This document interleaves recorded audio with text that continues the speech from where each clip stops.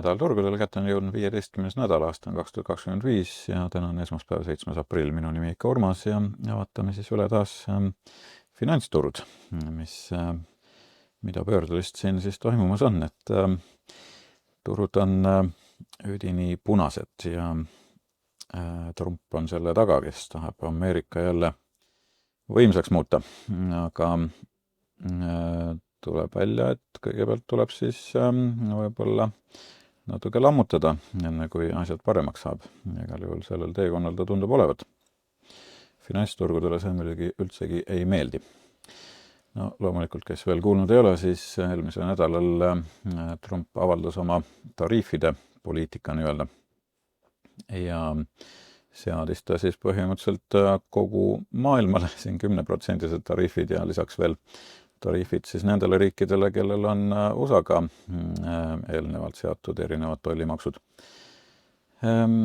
Hiina oli üks nendest siis, mis sai päris olulised nii-öelda maksud peale oma kaupadele ja nüüd Hiina vastas ka 4. aprillil 34% tariifidega USA kaupadele, mis jõustuvad siis alates 10. aprillist ja need on siin siis turge raputanud kõik need otsused ja sammud ja no, ma ei tea, kuidas siin turgudel siis nagu käituda tuleb, et siin on siis võib-olla väike juhis selle jaoks, et kui tariifid tulevad, siis turud langevad, kui tariifid tagasi võetakse, siis turud tõusevad, et eks siis selle järgi tulebki võib-olla kaubelda. Aga mis USA-st veel siin nädala jooksul silma jäi, et tööturu näitajad tulid siin, et märtsis lisandus siis oluliselt rohkem töökohti, kui tegelikult prognoositi. 228 000, jah. Et prognoositi kõigest 130 000 ja töötusmärk siiski tõusis 4,2%-ni. Ja tunnipalk kasvas aastases võrdluses 3,8%, jäädes siis alla oodatud 4%-lise tõusule. Nii et tööturg püsib selles mõttes suhteliselt tugev, olgugi jah, töötustase natukene siis on tõusnud.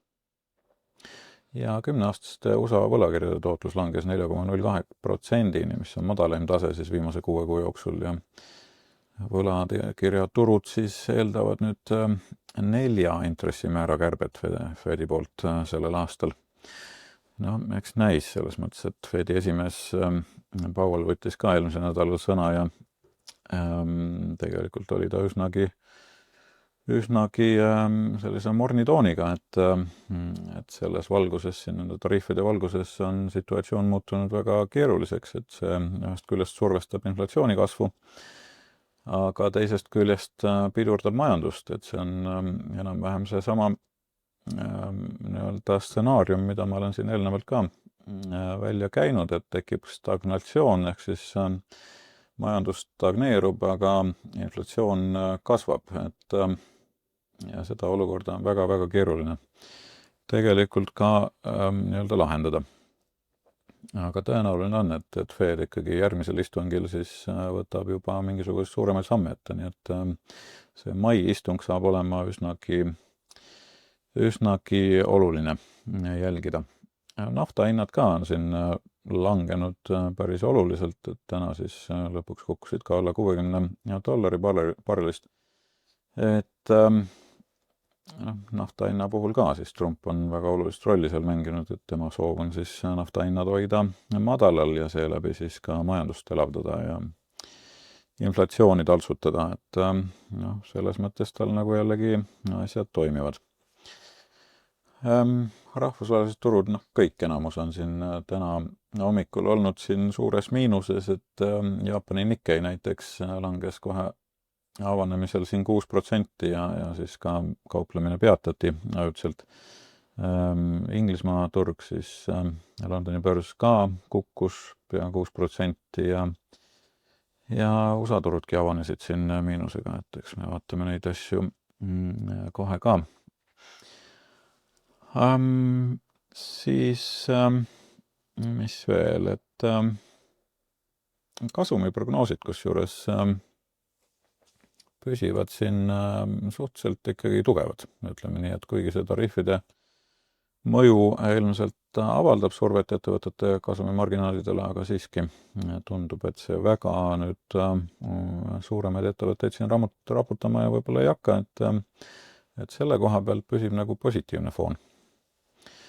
Ja üldine majanduse seisund ka on ikkagi suhteliselt hea, et ütleme nii, et see on praegu selline raputus siin, mis on lihtsalt sellest teadmatusest turgudel lekkinud ja kui me vaatame numbriliselt, siis raputus on ikkagi päris suur, et siin 2 päevaga pühiti turgudelt circa 6,6 triljonit dollarit ja see on oluliselt suurem kui näiteks Covidi kukkumine oli, mis oli circa 4,4 triljonit, nii et see on ikkagi päris oluline hetk turgudel, aga kui neid tariife kui selliseid endid nagu mõelda, et siis ega siin midagi sellist tavapäratut ei ole, et need tariife on ennegi kehtestatud ja käigus hoitud.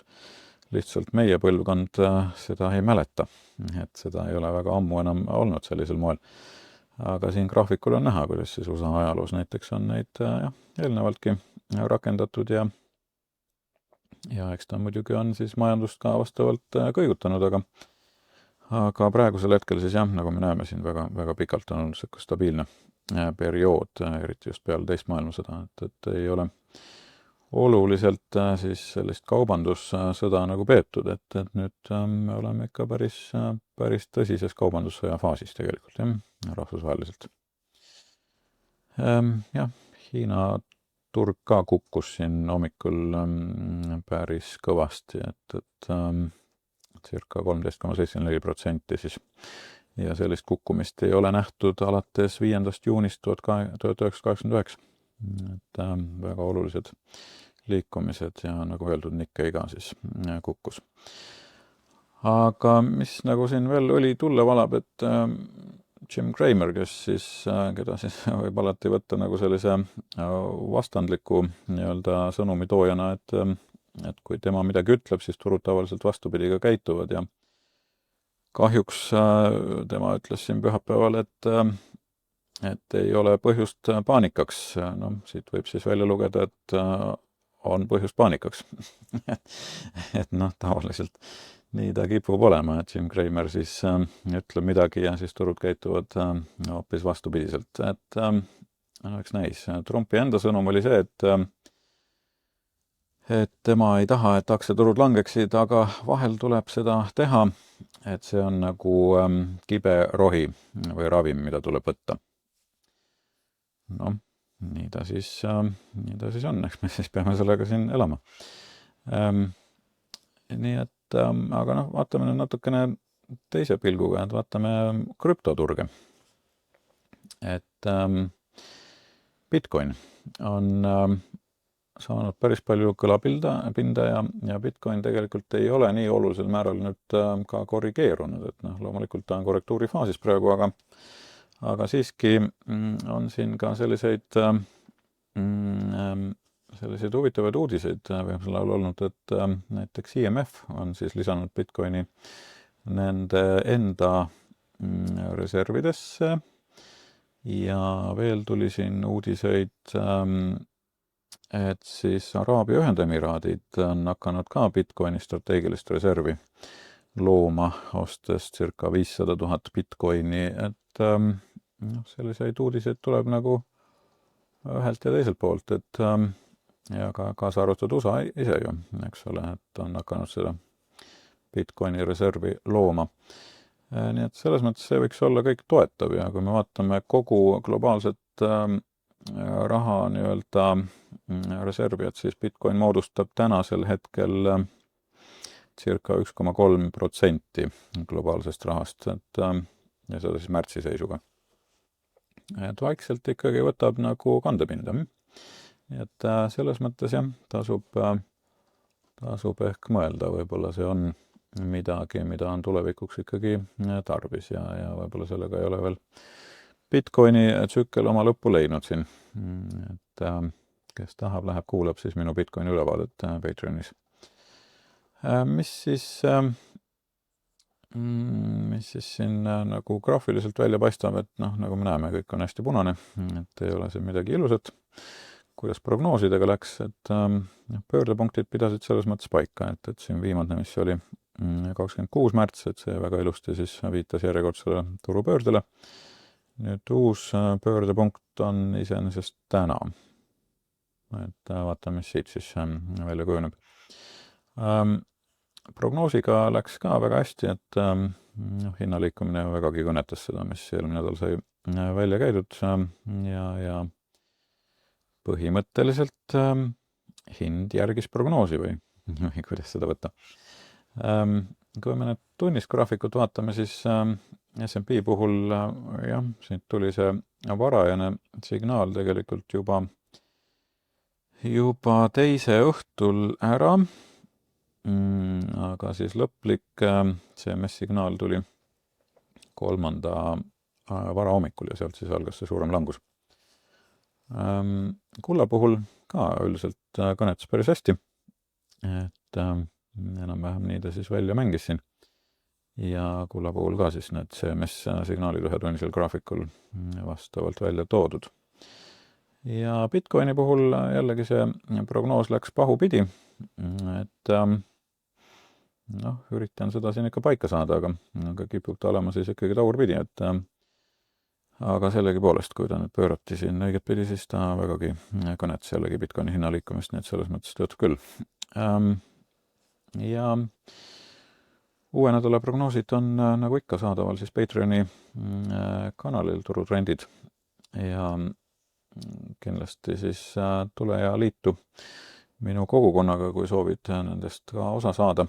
Ja nüüd on siin ka natukene uudiseid ja võib-olla veelgi rohkem infot Patreoni liikmetele ka, nii et tulge ja kiigake sinna kindlasti ja nii aitate ka minu tegemisi siin toetada. Nüüd CMS, mis on nüüd kõigile turutrendi Patreoni liikmetele saadaval, tasulistele liikmetele, siis viitas meil juba trendi langusele siin veebruari lõpus ja tõepoolest see signaal oli väga adekvaatne ja nii see trend ka siit kujunenud on. Nädalases on ka nüüd siis negatiivne trend alguse saanud.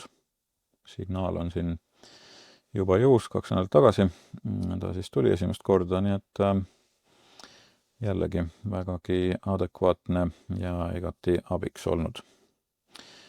50 päeva keskmine on ka siin vägagi juba kildudeks kukkunud, et väga madaltel tasemetel, et kõigest 9% ettevõtetest siis kauples eelmise nädala lõpuks pealpool 50 päeva keskmist ja 200 päeva keskmine ka siis on väga madalale kukkunud, et siin kõigest 21% ettevõtetest kauples pealpool 200 päeva keskmist, nii et turg on väga-väga punases. Mis iseenesest võiks ju viidata, et on päris palju häid ostukohti tekkimas, aga kas see nüüd on veel õige aeg, et hakata otsima neid ostukohti?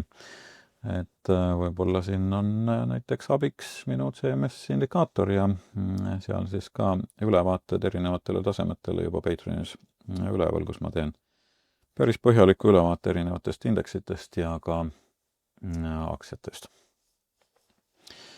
VIX-iga läks ka selles mõttes suhteliselt kenasti, et siin, kus see trendi joon murdus, siit hakkas ka üles murdma, nii et igati adekvaatne tasub neid trendijooni ka jälgida ikkagi, et see on tehniliselt päris hea indikaator, kui siit breakout'id tekivad. Ja siis VIX on nüüd tegelikult sellises ekstreemses situatsioonis hetkel, nii et eks ühel hetkel ta hakkab jälle langema, nii see VIX kipub käituma, et ta väga pikalt selles tipufaasis ei püsi. Kus see tipp nüüd täpselt saabub, me oleme veel natukene vist madalamal, kui oli Covidi aegne, aga siiski, ütleme nii, et õige pea. Ilmselt hakkab see paanika ka natukene vaibuma. Kui me vaatame sektorite tootlust, siis mis siin nagu kõige vähem kaotasid, siis ega siin ei saa öelda ja võitjatest ei ole nagu juttu, et kõik olid punases, aga kõige vähem siis kaotasid nii-öelda tarbijakaubad ja ka kommunaalteenused. Nii et need on kõik sellised kaitsesektorid, kuhu raha kipub ikkagi voolama, kui ärevus tuleb nii-öelda mängu. Et täitsa tüüpiline situatsioon ja nii ta siis jällegi välja mängis. Kui vaadata insiderite aktiivsust, et siis siin jällegi müügisurve kasvas, ostuhuvi väga ei ole silma hakanud. No, vaatame meie analüüsi ka siin, et see, mis aasta alguses juba välja sai käidud, et ka see kõnetab väga hästi seda, mis turgudel tegelikult täna toimub ja tasub seda siis silmas ka pidada. Astroloogiliselt, mis meil siin toimumus on, et me näeme, et seesama päiksevarjutus, mis eelmise kuu lõpus oli, et see väga tugevalt siis on turge raputanud ja tõepoolest tihtipeale ta nii kipub olema, et päiksevarjutused on väga tugeva mõjuga ja üldjuhul siis päiksevarjutused on siis pigem negatiivse fooniga, et kuuvarjutused on pigem sellised natukene positiivsemad, aga jällegi sõltub kõigist muudest teguritest ka. Et täna võiks olla üks võimalik selline pöördekoht ka tegelikult, sest et Merkuur pööras meil direktiivseks nüüd lõpuks ja on meil täna ka Veenuse Saturni konjunktsioon, mis on suhteliselt negatiivne selline ilming, et võib-olla siis tänasel päeval äkki turg hakkab natukene positiivsust näitama peale neid aspekte. Aga Veenus veel liigub retros ja seda siis kuni selle nädala lõpuni siin, kuni pühapäevani. Siis mida uuelt nädalalt oodata, et jällegi need tariifiteemad, eks ole, et nagu öeldud, siis Hiina tariifid rakenduvad siin 10. aprillil ja USA märtsi inflatsiooninumbrid tulevad ka 10. välja, nii et see on üks oluline päev. Fedi võib-olla siin ametnikud ka võtavad sõna, et jällegi tasub jälgida seda retoorikat, mis sealt välja tuleb. Ja tulevad 9. aprillil ka välja siis Fedi märtsi kohtumise protokollid, et sealt on siis võib-olla eelmise kohtumise sellist fooni kuulda näha, aga ma arvan, et nüüd on asjad väga palju juba muutunud, et pigem tasub kuulata neid kõnelusi, mis siis tulevad. Ja tootjahinnaindeks ehk siis PPI tuleb ka siin 11. aprill välja, et seda tasub ka jälgida, et mis seisus me siis seal oleme. Kui see on üle 50, et siis on ikkagi positiivne, kui on alla 50, siis negatiivne. Ja hetkel siis eksperdid muidugi soovitavad, et tuleb keskenduda pikaajalisele vaatele, et sellist emotsionaalset reageerimist vältida. Jällegi sõltub sellest, millise vaatega te turul olete. Et ega kui on kauplemisega tegemist, siis oleks juba ammu pidanud väljas olema. Kui on investeeringutega tegemist, siis ega pensionifondi sellepärast ei tasu nagu müüma hakata, et neid korrektuure ikka tuleb ette. Ja siis turud jälle hakkavad taastuma, et see on selline ajutine. Et tegelikult tuleb siis natukene kaugem vaade võtta ja lihtsalt mõelda pikemas perspektiivis. Et ühel hetkel ikkagi turud kipuvad jällegi tõusma, sest et inflatsioon teeb oma töö ja pikas plaanis on turud ikkagi alati kasvanud.